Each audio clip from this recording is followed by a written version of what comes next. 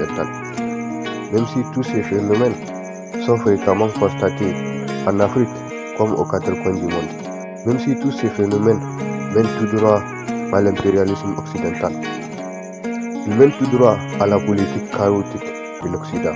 Ils mènent tout droit aux inspirations suicidaires de la démocratie occidentale, dans les seuls buts d'assujettir ce climat injustement nommé les tiers-monde, dans les seuls buts de dominer culturellement, économiquement et politiquement l'Afrique, dans les seuls buts de dominer ceux qui ont jadis été victimes de la cruauté de la foi chrétienne, et dans les seuls buts de sacrifier le développement durable pour une fin obscure.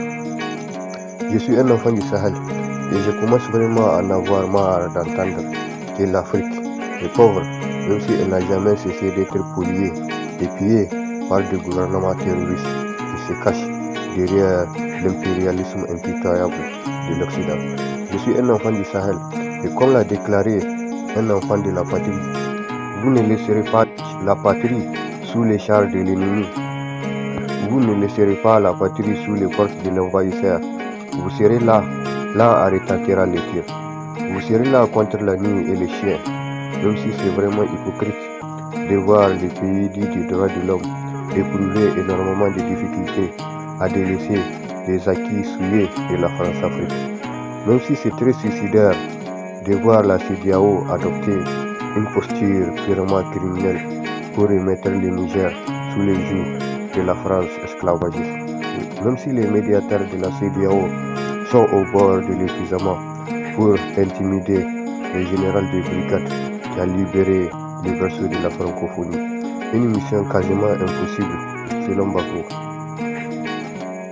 Car selon Alain Foucault, l'heure est à la reconstruction d'une nouvelle Afrique et avec nos propres règles.